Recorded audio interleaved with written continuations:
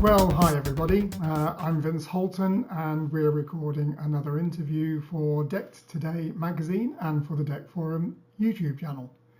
This morning I'm talking to Theodor Rohde, Managing Director of Lobaro.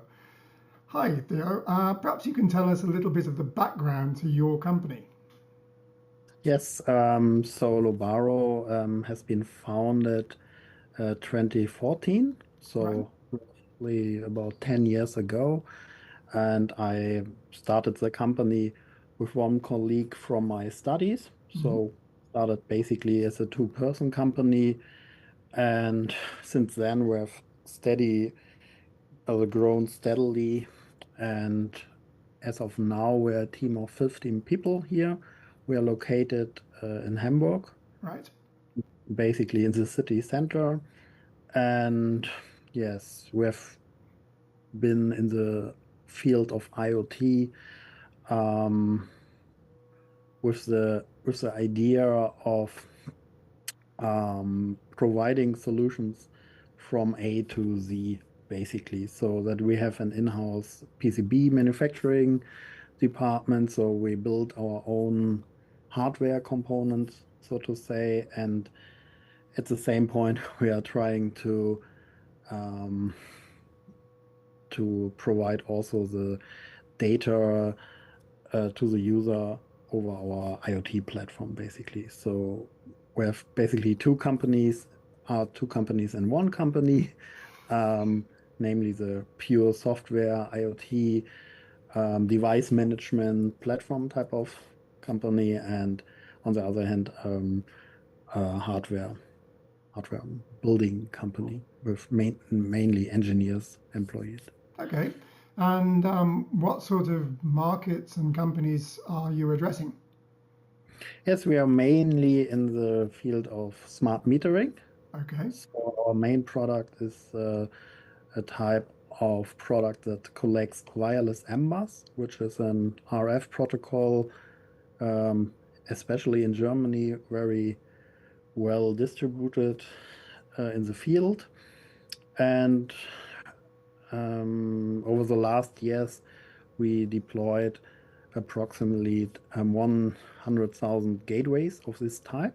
So Okay. basically, they collect this wireless MMOS type of metering data, which is usually a unidirectional type of communication, which means the meters are just sending out their current information or consumption values at a regular interval, and you have some sort of gateway that transmits these data to the internet, basically. And the drawback with wireless M-Bus is that you can only um, have distances of about 30 to 50 meters in typical installations. So you need many of these gateways, and the technology inside the meter is not that well suited for um, longer range communications, basically. Well, I've had a look at your website and you seem to have quite a number of products on there. Can tell us a little bit more specifically about the gateways that you produce and for our audience, what wireless technologies they're based on, apart from Uh, M-Base. yes, basically they have this wireless MBOS receiving part, Mm-hmm. and then they have a cellular modem inside, which uses LTM and NB-IoT. Mm-hmm. Um, we are a little bit in the products from Nordic Semiconductor, Right. which so our product family is at the moment based on their NRF 91 chipset type of family. Yep. And but our second deployed technology is also LoRaWAN. We were one of the very first companies that adopted this type of technology um, for the metering Yep. of application. And yes, that are the technologies that we use Okay. at the moment.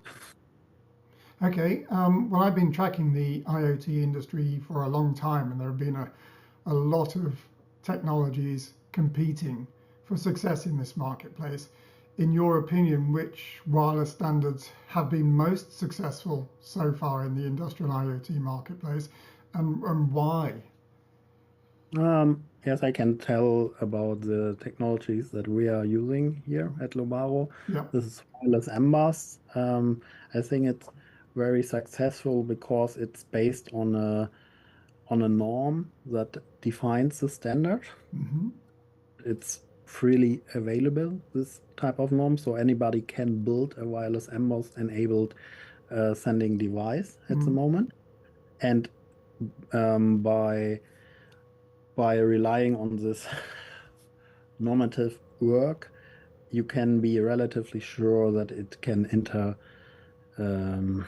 interact with type of hardware from different manufacturers. So this type, so I think one key point for a protocol or a technology to be adopted quite well is that there's some sort of standardization in the Yes, background. absolutely, yeah.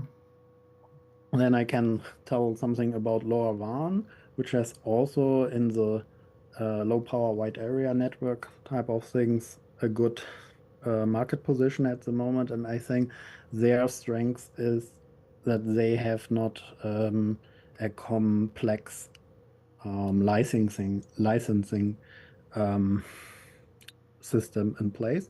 So in their world, you just pay for the hardware, and then all fees are basically covered with this. Yeah. And I think that's a strong point on their side, and differentiated them from other technologies, like, for example, Mayoti, which might be the better technology from a technical view, but have this problem of getting the license fees at yeah, it's hard to get Yes, them. indeed. And the third one that comes in mind is Bluetooth, because you have this type of handheld cellular phone in your pocket, and it's the perfect counterpart to the devices that have been or are built based on Bluetooth. Yes. So it's no question that everyone owns a device that can receive data from Bluetooth enabled hardware. That are these. It's a powerful argument, isn't it? That's a powerful argument, isn't it? Yeah, it is. It is. Yes. Well, I know that Lobaro has become interested in DECT NR+. How did that start? What got you first interested? Yes, as I said before, we are using the NRF91 series from Nordic, and Nordic is one of the key initial contributors to the NR Plus ecosystem. Indeed. Because basically they are the first who brought a usable hardware on the market, or basically they are at the moment the only platform that you can use if you want to do real NR Plus things on a not pure SDR basis, to say. And yes, for us, it's very interesting because we have this chipsets in the field, as I told, in a very substantial amount of devices. And we like the idea to use the PHY layer from technologies like LTM and NB-IoT, but have the possibility to implement own or standardized protocols on top of this proven PHY in the cellular world. And from our point of view, NR Plus is somewhere in between LP1s like LoRaWAN or Mayoti, for example, and technologies like LTM and NB-IoT. So it enables you to take the best from both worlds, from the LP1, the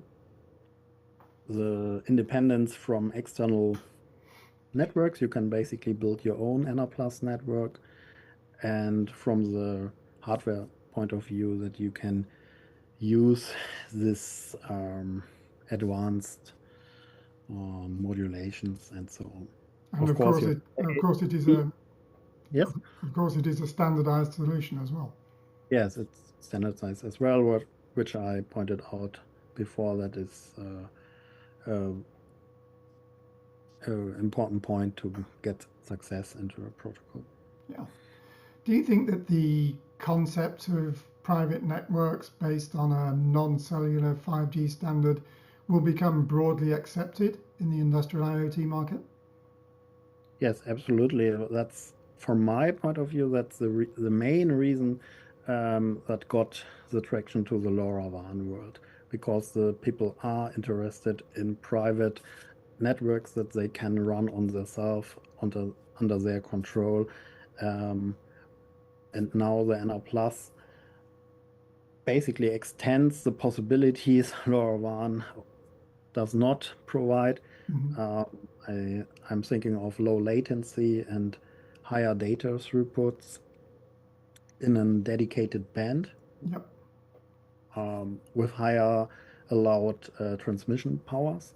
So yes, that's the answer to this. That I think there's a huge demand for not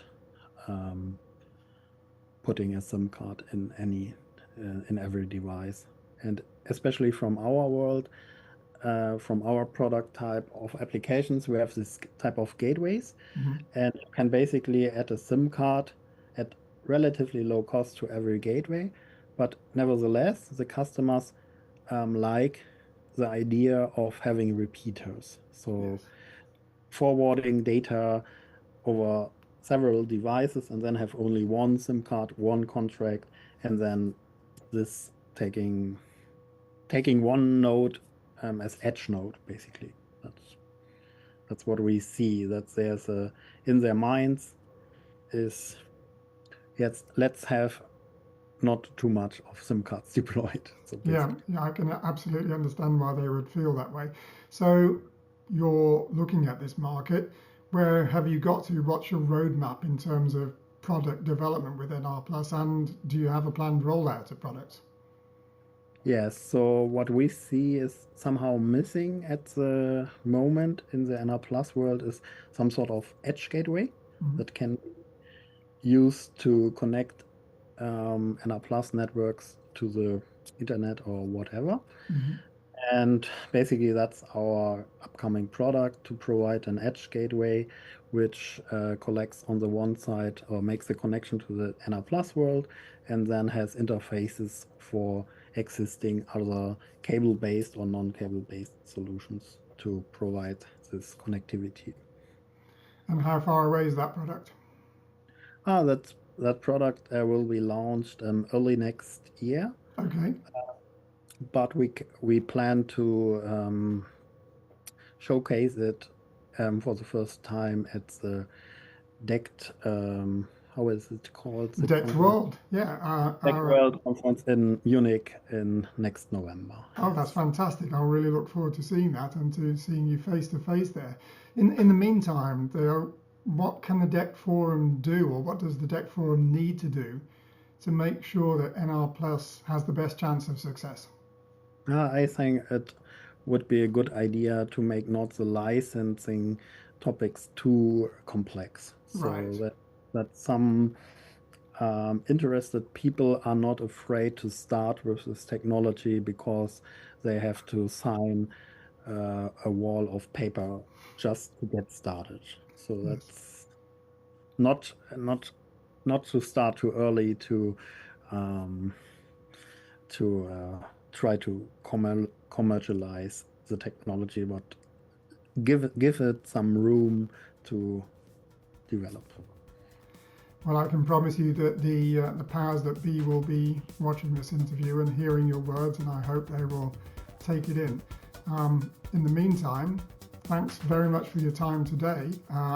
As I said, very much looking forward to meeting you in Munich at DECT World, our major event. And I hope there's good progress between now and then. Thank you, Dan. Yeah, thank you.